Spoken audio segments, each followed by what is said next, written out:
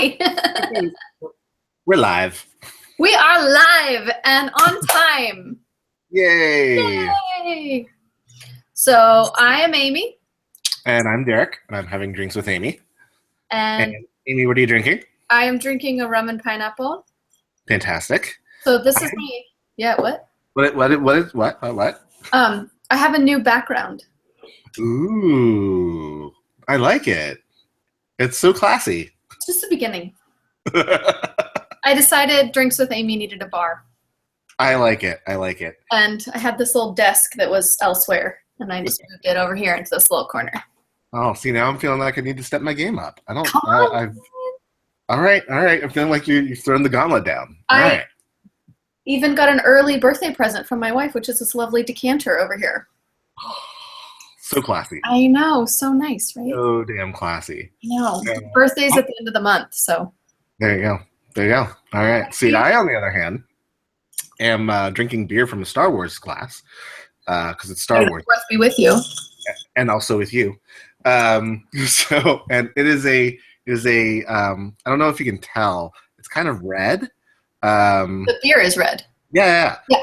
It's a cherry blossom ale made right here in Baltimore. So drinking local. Fancy.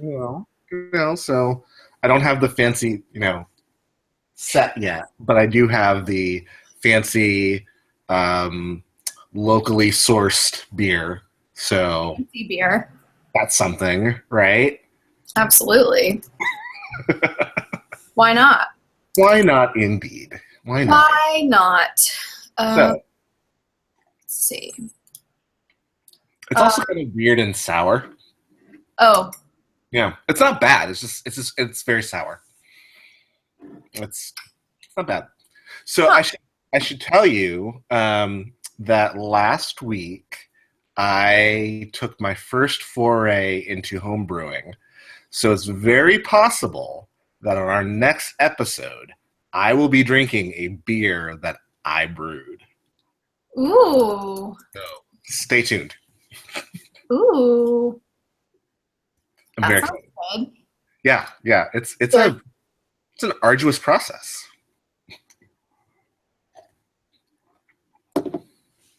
No. But is it cherry blossom? Is it It's not. It's a Belgian ale. It's it came from a kit. So you still go through all the processes. I had to boil and malt and hops and all that jazz. But they kind of simplify it for you by putting the hops in a vacuum sealed bag and giving the malt in a can. But there's also you gotta let it ferment for a while, and there's still a good chance I could screw this up before the next show. So either I'll be drinking the beer that I brewed, or I'll be sharing a story of how the beer terrible was. Went dreadfully wrong. So either way, tune in. All right, and next time also we will have Thomas Riggs, who is a youth pastor from Texas. Excellent. I love him. We'll be talking about basically how to handle your offspring coming out if you are a straight parent, what it means, what that experience is for your kid to come out, and sort of some advice and resources about how to react to that gracefully. And then we'll also be joined by Jeremy Zonlo from the San Francisco AIDS Foundation.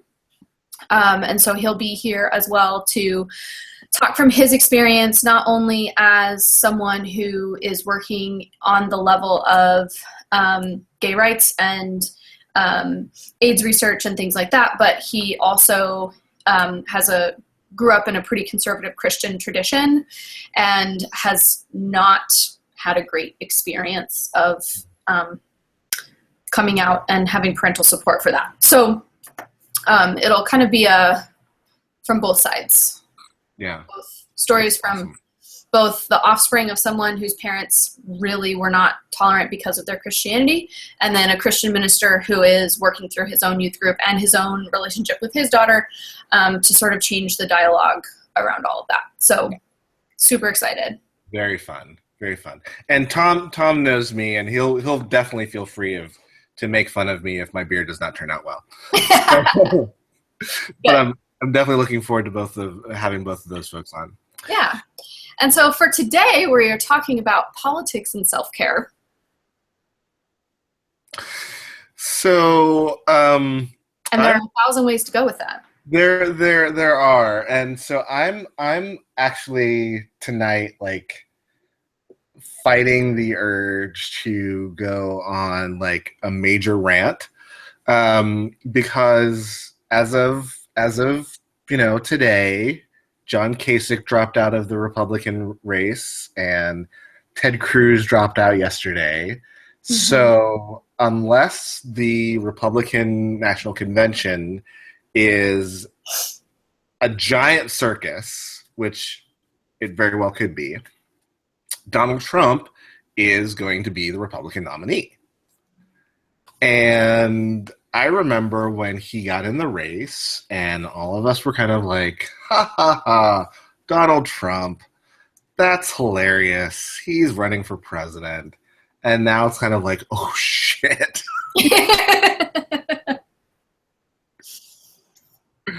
This is not a game anymore. So I want to talk about it from, the standpoint of, like, how are we as political observers? How are we as political actors? Because a lot of us in ministry find ways to be politically active in our circles of influence. Mm-hmm.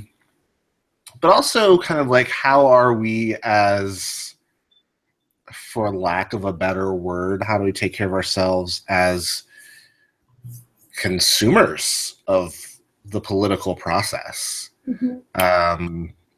Because to some extent, I mean, maybe I feel this more this year because it feels very much like a show this year, like a horrible, terrible show.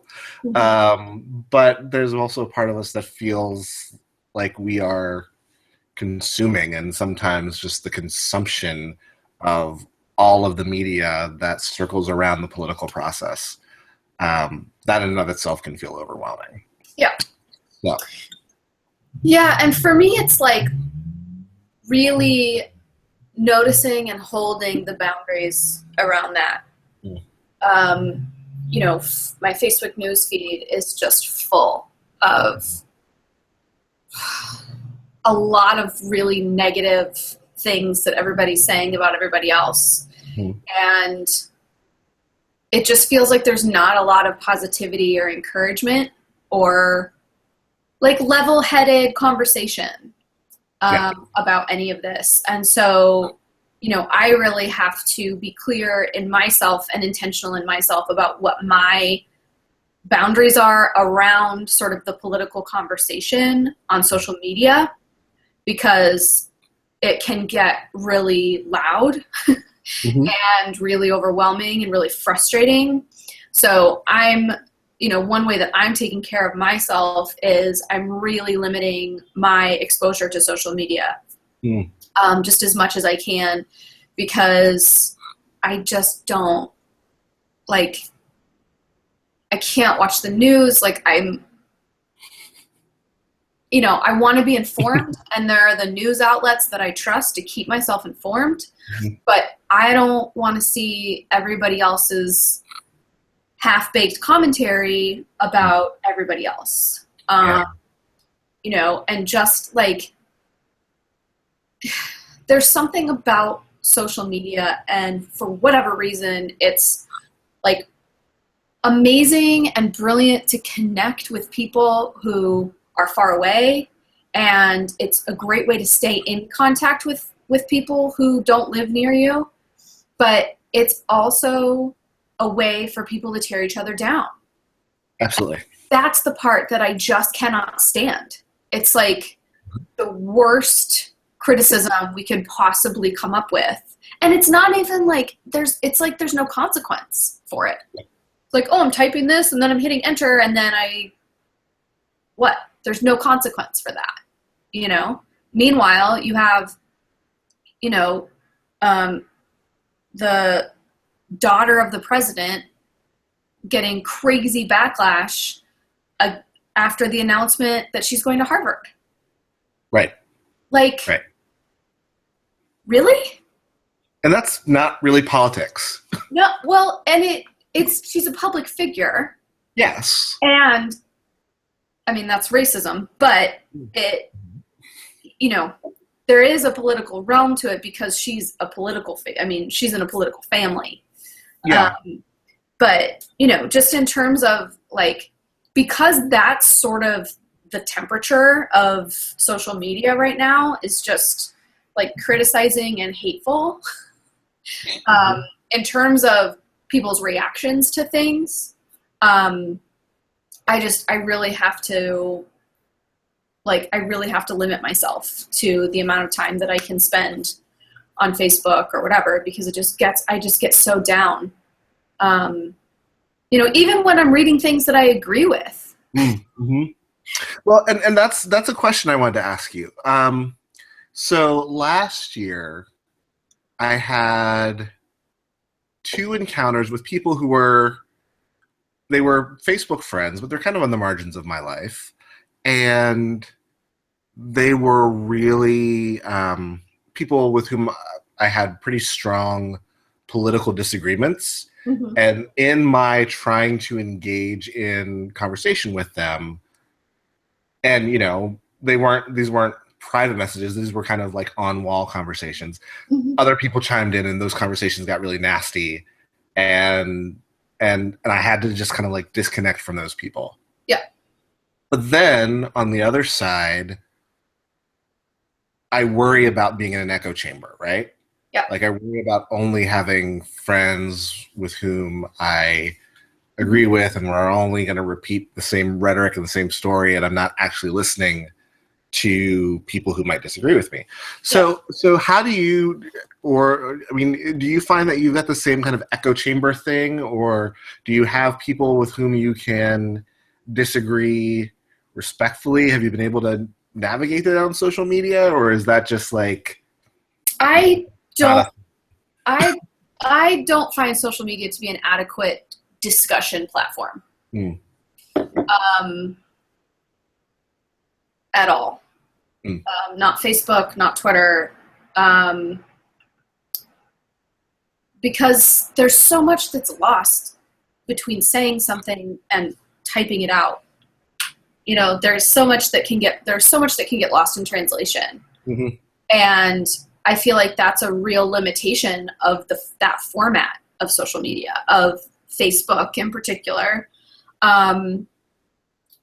There are times when I've shared things that I've written. Mm-hmm. Back in the last election, I wrote a blog article asking my friends not to vote for Obama because a vote against Obama was a vote against me as an LGBT person. Mm-hmm.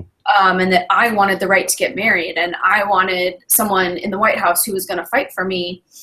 And, so I kind of took it down to that personal realm of like, listen, this is my life that we're talking about. This isn't some abstract, gay people. Mm-hmm. It's like, this other presidential candidate is going to restrict my rights as a human being that you actually know. Right. And, that was really great in some ways because it did get a lot of like support and encouragement and all that stuff. And then, there was also some stuff that was not so nice, but I have friends and family all over the country, and we all have varying perspectives. And at this point, I think we've just agreed to disagree on a lot of things, recognizing that, my perspective and my experience is different from theirs. So yeah, in general, I just don't feel like a comments feed on a Facebook post is the appropriate forum for conversations like, for political conversations, for religious conversations. Like, I think it's hard to elevate the narrative. Yeah. In that format. So, I would much prefer to have that conversation, in person with someone. Absolutely. Over drinks. Yeah, over drinks. Absolutely. Cheers to So, that. So, I guess that brings me to the question: how do you? And this is a loaded, very general question. So, do with it what you will. How do we, as people of faith, as spiritual people, engage in the political process in a way that honors our values, honors our beliefs, mm-hmm. but also doesn't dilute our faith? Like, I mean, at some point, we have to know that, like, Jesus isn't on the ballot, Yep. and would probably not be a very good American president anyway. He was not a And politician. yeah. I mean, I can't imagine what our tax rates would be. So, but just in terms of thinking about, like, what are faithful ways that either you personally or you've seen people really engage in the political process? Yeah. So that brings up sort of, for me, a question of what does social justice look like now? And how do I engage with that in a way that's not just sharing an article on Facebook, but something that's real? Mm-hmm. And that gets really, really hard. I mean, there are a lot of different ways to do that. And for me, my focus is the arts, because we actually have more in common than not. Mm-hmm. And when we can connect non-verbally and then verbally, we can begin to notice the similarities in our experiences, in our ways of moving, in our body language, because we're all limited by a pretty similar biology, actually, right? Mm-hmm. We all have the same organs and the same bones, and, with the exception of, certain genetic things. But it's like, ultimately, if I'm watching you move, like, I am kinesthetically identifying with your movement. So, and this is now scientifically proven through mirror neurons, that our brains aren't just in our heads. Our brains are all over our bodies, and we have these little mirror neurons that are like little like baseball gloves, and they capture information. And so when you're jumping up and down, I can start to feel jumpy, because I am kinesthetically identifying with what's happening. And so for me, getting people into a room where they can move around together and tell their stories to each other, that's the point when we find common ground. It's like, one of my favorite prompts for storytelling is, for 30 seconds, tell your partner about the favorite view from your house. And then it's like, there's instantly sort of this connection between, oh yeah, I've had that experience of looking out onto something and really enjoying the view, right? And then you switch, and the other person tells their story of the perfect view, or their favorite view. So it's like, for me, facilitating experiences where people can connect around what's common, around the commonality of the human experience, is the most important thing that I could be doing, given my skills and talents. Like, I am not skilled or talented at caring for the elderly or caring for the homeless or, doing a lot of other things. But I can get people to move, and I can get people to tell their stories, and I can do that in a very incremental steps, in a really fun way. And in an hour, a group of people who were strangers suddenly know each other pretty well. So for me, there's a deep social justice aspect to that work, because people are coming together and they're connecting and they're sharing their stories, and they're not debating politics. They're simply coexisting. And once we have that physical experience of sharing space and extending compassion, then we can continue to do that and practice that more and more in our lives moving forward. So I don't know if that answers your question, but for me, it's like, I can't save the world. I'm only one person. And I have certain gifts, and all I can do is use those gifts. Mm-hmm. And that, to me, is really what Christ did. Like, that's what Jesus did. Like, Jesus had a lot of gifts, and Jesus was like, all right, this is what I'm doing. Today, I'm multiplying loaves and fishes, and tomorrow I'm turning water into wine. And, you know, for me, it's like, okay, my version of that is getting people connected through movement and story and music. And it's something that our culture desperately lacks, are spaces for people of different generations and different experiences to come together and be in an attitude of affirmation of one another. I think that's what's really missing from our social media interactions, specifically relating to politics. Obviously, like, you post a picture of your cute baby and I'm gonna like it. Sure. That's adorable. You know, and like videos of dogs versus couches, you know, like, of course I'm gonna like that, because that's like, how can you not like that? Absolutely. Right? It's hilarious.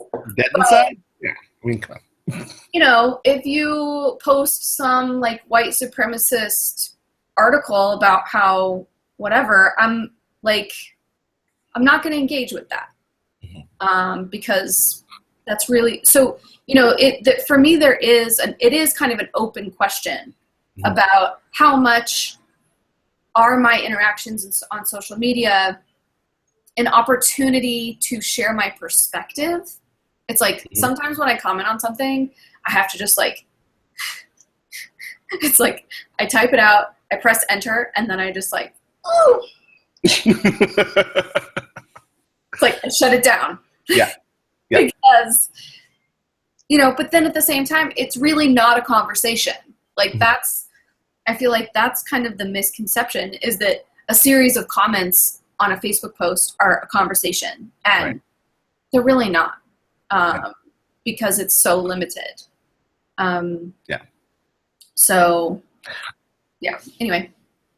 What's interesting about what you just said to me is your whole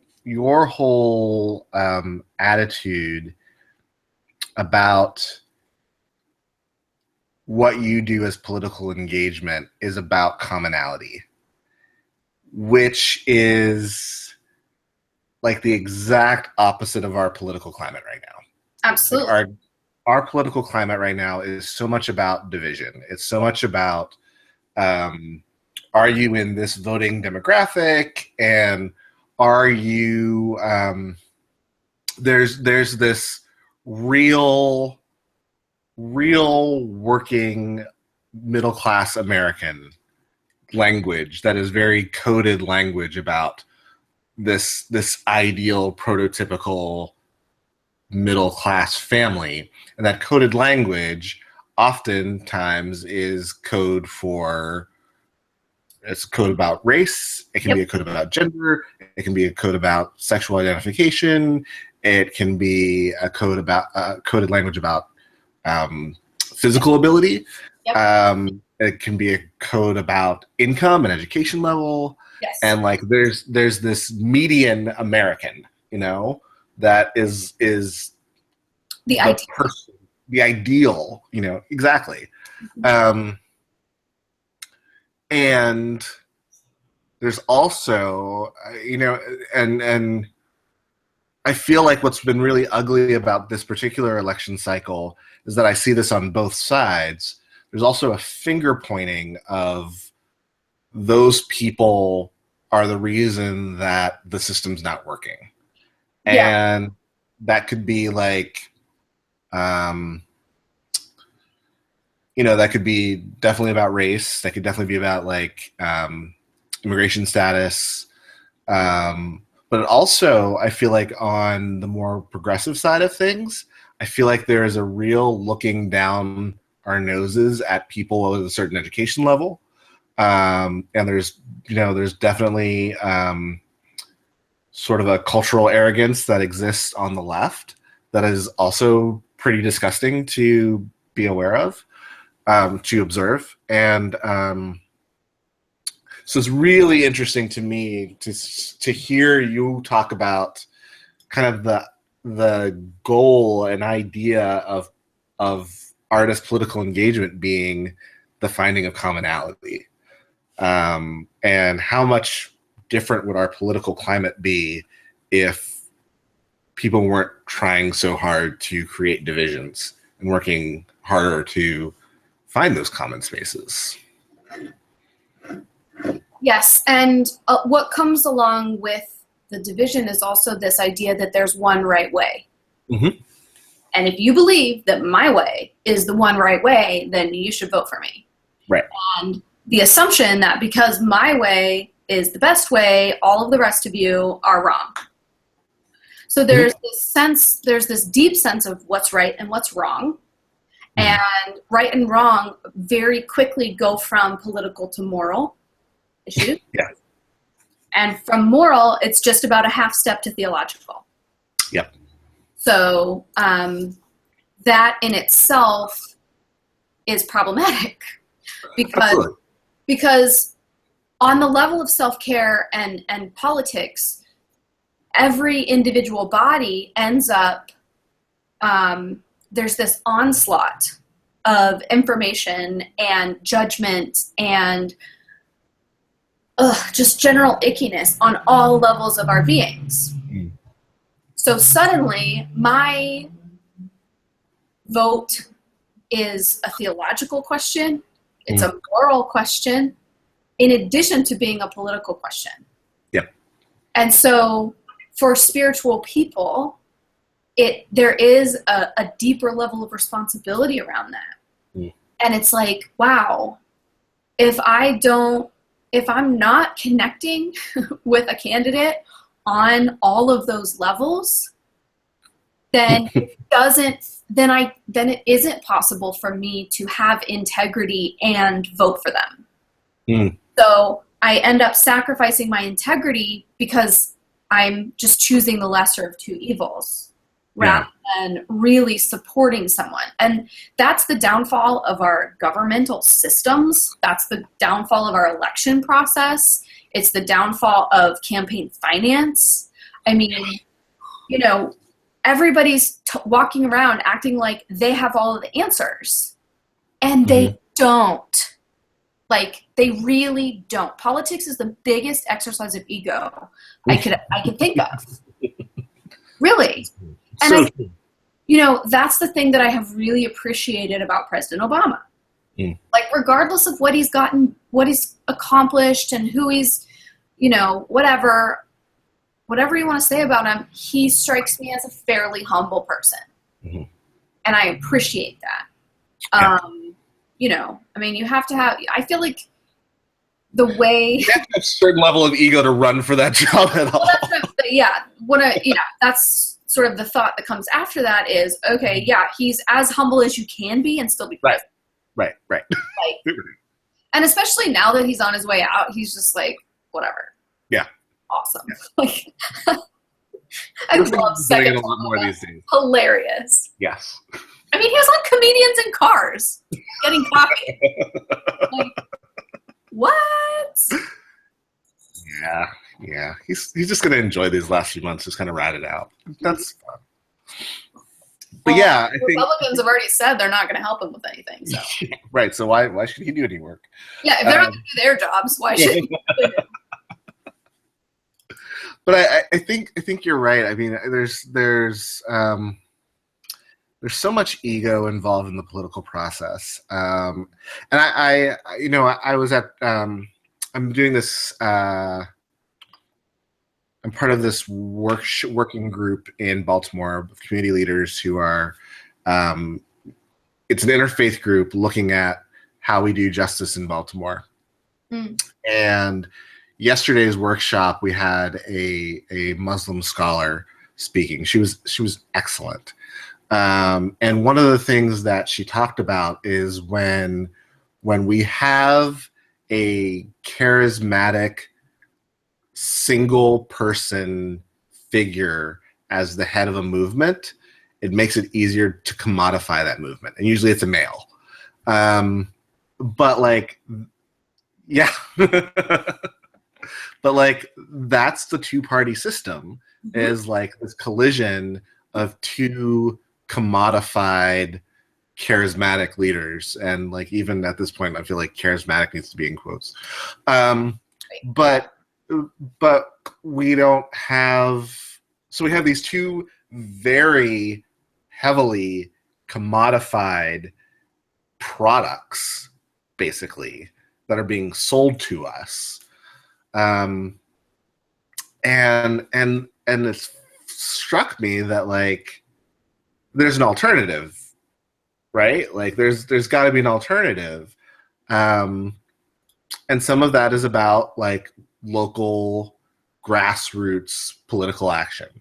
Some of that is about like building coalitions of people who can act in local ways and act in non-hierarchical ways, mm-hmm. to inspire each other to get action.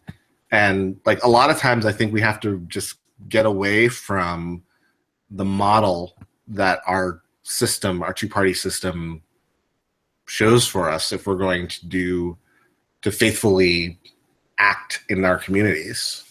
Well, I also feel like there's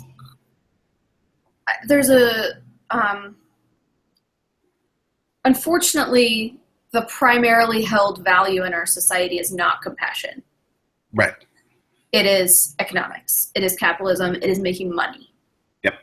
And I feel like until the heart of the country shifts away from a quantity-based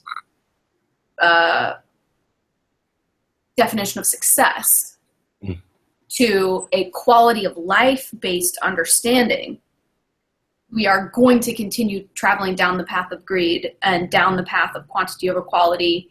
And so for me, part of it is about how do we shift the hearts and minds of people into that space of compassion. And I feel like unfortunately, the religious right does absolutely nothing to support that process. Any religion that values legality of things over a heart of compassion in the moment is contributing to this political system that is so divisive and so conflict-based and oriented, because again, that legalistic approach to Christianity is drawing lines between people of you're in and you're out. And I feel like the religious sphere shifting also could potentially create a shift in government. I don't feel like it's going to happen the other way around. Yeah, no. I feel like if our churches and our people of faith in this country could begin to embody the Spirit of Christ as the priority, rather than the legalistic rhetoric that is housed in the Bible, that most of which comes from Christ's followers and not Christ himself. Right. That would create a major shift across our culture. Because unfortunately, when you get into legality and religious legality and religious orthodoxy and what's heretical and what's orthodox and all of that, you're creating dividing lines down the body of Christ, and the body of Christ is a body that wants to be one body. I actually come from a Christian denomination that the Disciples of Christ split off from the Presbyterians, stating that denominations were divisions in the body of Christ that were not that were leading to the downfall of Christianity. So it's really interesting to sort of look at that example and go, oh, they broke off from that group and were a movement. They were a Christian movement for a century before they finally sort of became their own denomination. So, there is this thought that there's one right way to be an American. And there's this mold that we all have to fit into. And I've never bought into that. There's the American dream is deep in the DNA of the American culture and what it means to be an American. Buying into this idea that, okay, I need the house and the car and the wife and the kids and good job. I got to go work for a corporation for 35 years and be, whatever. Like, that's the dream.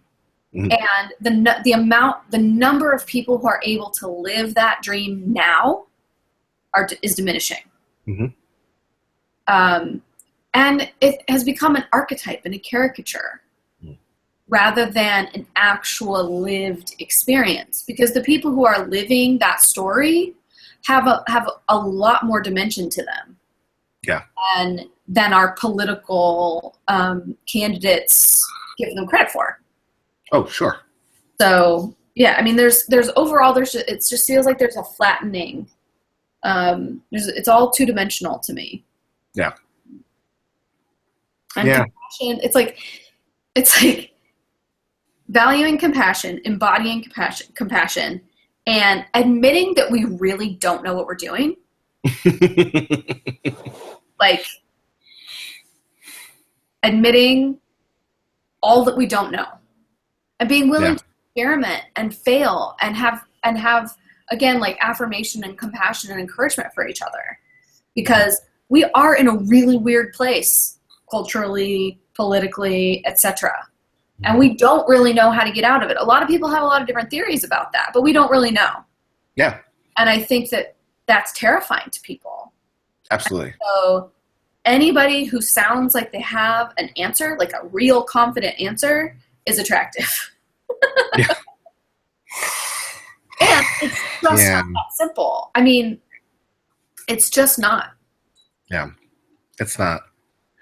And so, I mean, to come back to this idea of self-care, I mean, I think part of how we take care of ourselves in the political process is, from my standpoint, it's about knowing what you bring to the table. It's about knowing yourself. It's about, I mean, your self-awareness of yourself as an artist, that's what you're going to bring to the table when you think about engaging in politics. And I have different sets of skills that I bring to the table when I'm going to engage in the political arena. And what are they? What skills do you have? I mean, seriously, that's a great question. I do not know. No, I think back, in my congregational days, I never shied away from preaching what I felt like was God's will for us as political beings, because I do feel like the Bible is not silent on matters that have to do with politics. And so, that was a place where I used my skills, I used my voice. But I often found that I had to speak to the commonality, I mean, because my first call in particular, my last call, I served a church that was very closely aligned with me politically, which was great. I could preach anything from the pulpit.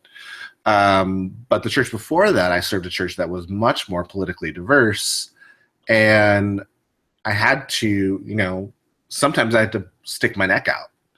And I definitely got whacked a couple times for sticking my neck out. And I think part of self-care for me in that place was having places away from the congregation that were healing for me, places where I could like recharge and re-energize, because the people who are, and that was just like me preaching in a very small congregation, but I have a lot of friends who, people I wanted to have on the show tonight who are not here because they're doing political actions. And like people who are out, like really sticking their necks out for causes of justice that they really care about. What sustains them is that they have communities of people around them, and they're not trying to be lone vigilantes. They're doing these things in movements. They're doing these things in communities, and that keeps them going. I think that's a big part of, yes, you find your gifts, you find your skills, but you also find your community. Yeah. You find your people, you find your tribe that's going to allow you to use your gifts, or else you're going to get clobbered and you're not going to have any place to like help you heal your wounds. Yeah. And that's what I see in the folks who like are really showing longevity in working in the political sphere. Yeah. And I learned, I learned pretty quickly how to navigate politics in my family. It's funny. I didn't know I was liberal until I went to college, and I was in this class. I was in an ethics class, but I was also in a class called Readings of the 20th Century, and it was all about papers and documents that were published at the birth of the Cold War. So in that sort of weird span of time at the end of World War II, as the Cold War was beginning, and looking at the propaganda and the rhetoric of McCarthy and all of these different people. And I said in one of my classes, I drew a parallel, because I was also in this ethics and Christian theology class. I drew a parallel between imperialism and Christianity, and how Christian theology and interpretations of the Bible had been used to support governmental imperialism, and that the imperialism of the U.S. was ideological, and that many of those ideologies were taken straight out of Christianity. And like somebody like looked at me and was like, "Okay, communist." Like they called me a commie. I was like, you totally missed that. Like, you totally missed the point of what I was saying. I was like, really? Just because I'm not a fan of imperialism means that I'm a communist? Like, there are plenty of communist empires. Like, it was so bizarre to me. It's like, yeah. That, like, that's what you got out of what I said. And so I finished, I was like in college and like having all these discussions with people. And that's where I really started to discover like, whoa, I'm like radically liberal compared to my, Drake. I went to Drake University. In comparison to my Drake Republican fellow students, I'm like the opposite. And it was funny because like I came home from college after I graduated, and I spent the summer in Kansas City before I moved to Berkeley for seminary. And I remember like having intense political discussions with my uncles. And like, it was just so bizarre to me, because I was like, wait a minute, like you guys were hippies in the 60s. Like, how what happened? you know, and their attitude to me was like, oh, yeah, you'll grow out of this kind of thing. Like, yeah, once you start paying taxes and, you know, you get beaten down by the world a little bit, like, you'll...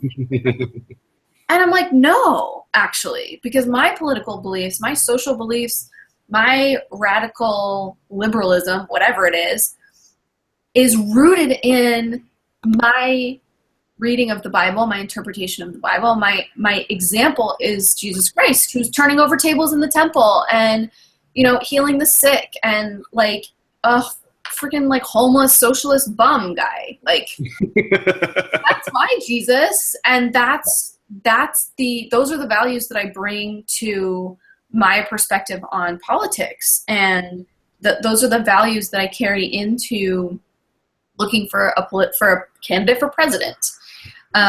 You know, it's not just about me. It's about, okay, I'm paying taxes, so who in the White House is going to use those taxes in a way that matches what's important to me? We all have to contribute. We all have to play our part. Like, that's how it works. But who's going to be fighting every day for equality and fairness? Not equality so much as equity. It's interesting. I don't know if I can share my screen or not, but I love this. I don't know if you've seen it, but I love this image. This image of equity versus equality. Have you seen this? Let me see if I can share my screen. This one. Yeah.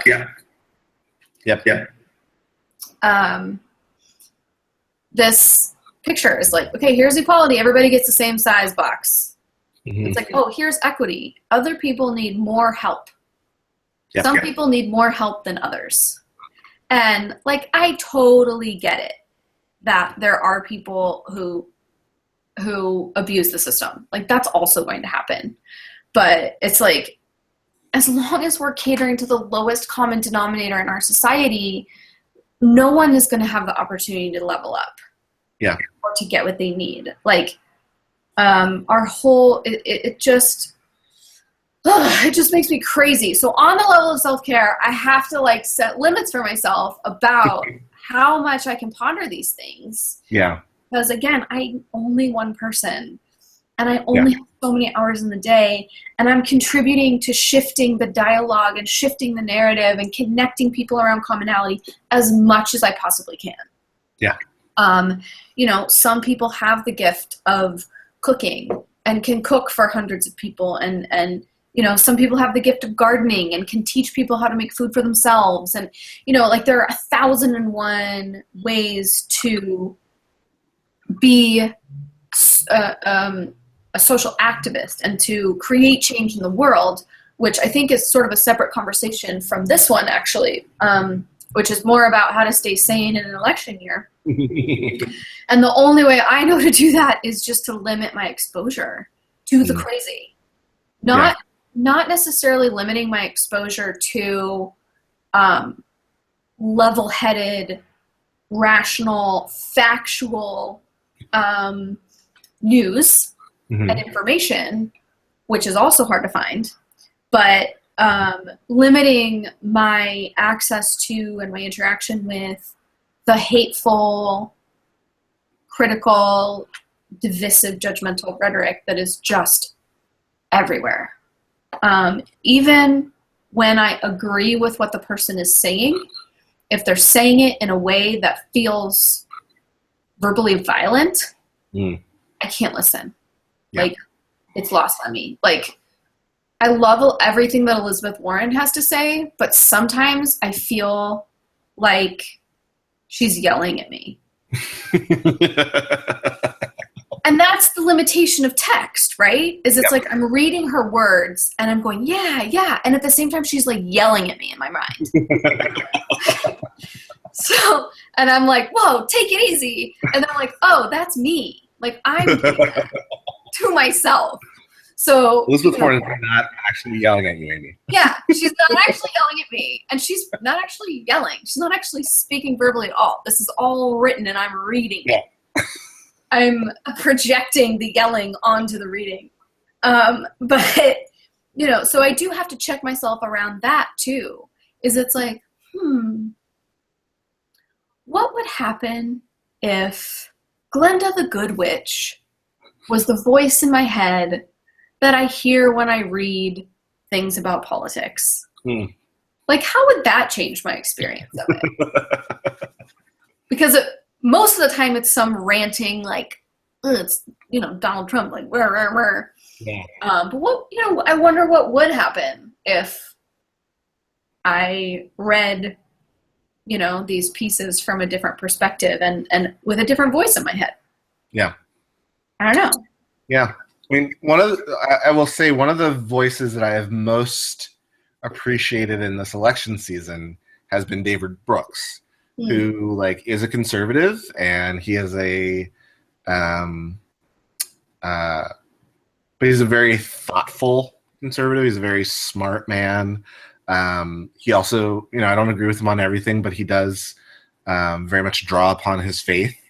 And I think part of what he gets to in a lot of the pieces that he writes is that there's a tone of civility. There's a way of doing dialogue that is that so much of what's in our politics right now is beneath what our standard for discourse should be. And you know, I think the disappointing thing for me this year has been the you know, there's, and as a fairly liberal person, like there's a certain level of expectation I have for the rhetoric that's going to come from the right. It's the Bernie or bust people. It's the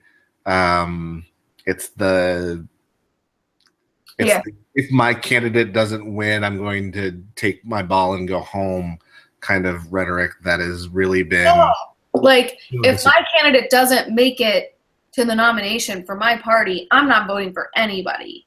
I'm not voting for anyone. That's like, well, like, I get it, but at the same time, like, you have to vote. Yeah. You just do. Like, because if you don't vote, you don't get to talk about it. Like, yeah, you don't get to have an opinion if you don't vote. And I think for African Americans, I think for women, I think there's just been too much struggle and bloodshed for me to not vote. You know, there's been too much life loss, too much sacrifice, too much heartache for me to not participate in the process. Yeah, like our ancestors fought for that. Yeah, like fought hard. Yeah, for the right to vote.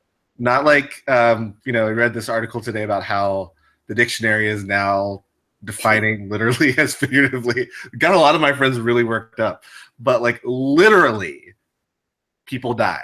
Literally, people fought for that right, and the system's not perfect. And there are ways to make the system better, and I think that needs to be a part of the process. But, you know, if nothing else, I think the most faithful thing we can do as a part of a republic is have a basic level of education about issues and candidates and go out and vote. Because I mean, like, that's literally the least we can do. Yeah, but even that, even the process of educating myself, is tricky. Absolutely, because our media itself is bought and paid for. Absolutely, yeah, and it's unbiased. So there's no such thing as people reporting the news. No, it's everybody's reporting a perspective. And more than just a perspective, they're reporting an ideal. Right. They're shifting our perspective of reality. Yeah. By telling the story a certain way, and by excluding certain voices, and all of that. I think it was Samantha Bee who was like, Ted Cruz should have to carry out this candidacy to term. It's like, exactly, like, yes. Yeah. How does it feel to, how would it feel for you to have to do something to the end that you didn't want to do and didn't have money to do? And, like, right. all of that stuff. I just thought that was hilarious. Yeah. But yeah. So, I actually, before we switched from that real quick, yeah. I just want to say, like, one of the best things that has happened in our culture in recent years has been the rise of great satire. Yeah. Like, I mean, with the insanity that we've had going on in our world, like the fact that we have had Jon Stewart and John Oliver and Stephen Colbert and Samantha Bee and Larry Wilmore and Trevor Noah, like those people, like that to me is part of, like, no lie, that is part of what keeps me sane during these elections. Absolutely. It's like people who are able to highlight the absurdity and, like, just let me laugh about it for, like, it's, and really good satire can give you that, like, oh man, the system's messed up, and you still are, like, laughing your head off, and somehow those things cancel each other out to the way where you can still be, like, level-headed. And so, like, thank God for comedy. And isn't it sad and tragic that our comedians are sometimes the most factual representation of what's going on? Yeah. Like, I mean, I love Last Week Tonight. It's one of my favorites. But, yeah. It's like, all of this, just on an energetic and spiritual level, like all of that ickiness, not only about our government and how broken our governmental processes are, but also how broken our election process is, how broken election finance is, campaign finance, and then how broken our media system is, that it can't report really truthful things to us. It's all opinion. All of that layered on top of each other is overwhelming. Yeah. It's absolutely overwhelming. And it's difficult to know what voices to trust. Yeah. It absolutely is. And I think that is, ultimately the challenge of voting. Yeah. Which it's like voting, like getting your physical body to your polling place on election day is hard enough. Yeah. Without also having so much complication in the process of getting the information that you need in order to make an informed vote. Especially when, and this is a whole other episode in itself, but especially when education has been gutted. Yeah. Like, people don't know, like, I look at folks, who are a little bit younger than me, and it's like they don't know how to educate themselves because their education has been so compromised by the legislation. And it's like, it just gets overwhelming really fast. So again, I just have to be very clear about my boundaries and ground myself in the good that I'm doing and creating in the world. And I have to, at the end of the day, let that be enough. Yeah. I have to pick my battles and live to fight another day. And I think that political activism is a different intention from simply engaging with politics as a citizen. Yeah. But at the same time, I have a friend who grew up in Switzerland. And at one point, this was during the Bush administration, he said, if the government in Switzerland had just passed this law that the U.S. passed, people would be rioting in the streets. So I feel like there is this sort of sense of, like, there's nothing I can do. I don't know, and so, I'm interested to hear. I'm interested to continue this conversation into the realm of, okay, what can I really do? Not just how do I take care of myself and how do I set my own boundaries around engaging with divisive and verbally violent political rhetoric, how can I be engaged and active with my local government, with my state government, with the national government, in a way that influences what actually happens. Actually, we know someone who knows a lot about that. So hopefully we can get him on board to join us in our hangout soon. Yeah. Maybe we can do that after our next episode or something. Yeah. Yeah. But yeah. So we are at time. We had a lot to say about this particular issue. And there's a lot more to say. And there's so much more. This is just, I feel like from here we can go in about 5 different directions. Yeah. So we will. And we will. Because why not? Because we can. So let's do it.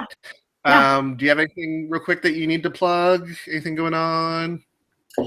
I have 4 open spaces in my spiritual direction practice.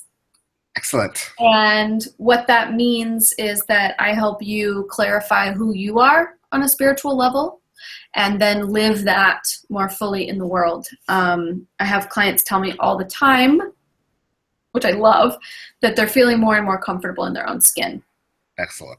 And that's really like the highest compliment I feel like I could receive as a spiritual director. So my website is amydianeshoemaker.com.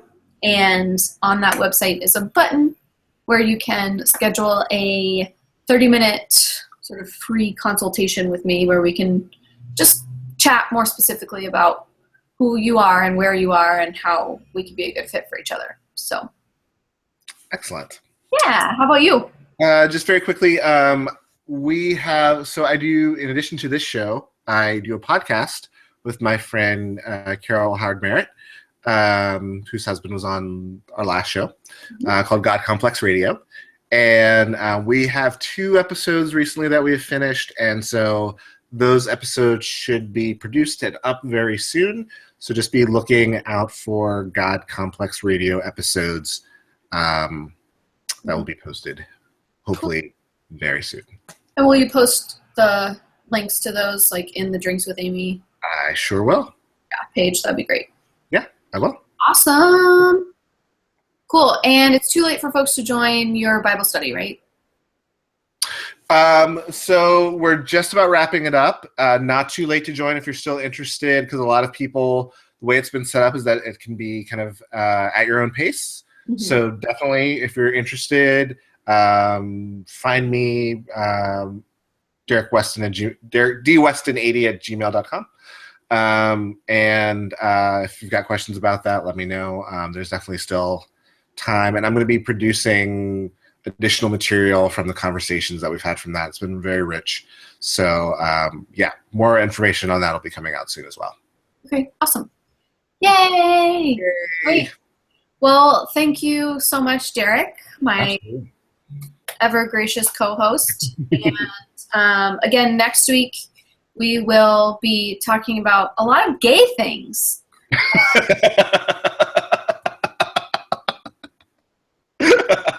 Yay. Yay! Yes. And so, it really is an opportunity for, if you are a straight person who has questions about queer culture or, what it's like to be a non-heteronormative person, there will be opportunity to ask your questions of myself and my friend Jeremy from the San Francisco AIDS Foundation. And then there will also be an opportunity here from Thomas Riggs, who is working at the level of, so many things, but he's a parent of an LGBT teen, and we'll be focusing on how to sort of navigate the parenting once your child comes out, whether they're a teenager or an adult or whatever age they are. Lots of, potentially a lot of controversy around that. I know I've heard personal stories from parents who really just aren't understood very well by their peers. So, so hopefully an opportunity to provide some guidance and some reassurance for straight people who are related to or loving gay people who haven't quite figured out that whole thing. So yeah, I'm really excited. So that'll be our next show, and that'll be May 18th. Yes. Yep. Cool. All right. All right. Thanks, Amy. Thank you. We'll see you all in 2 weeks. All right. Bye, everyone.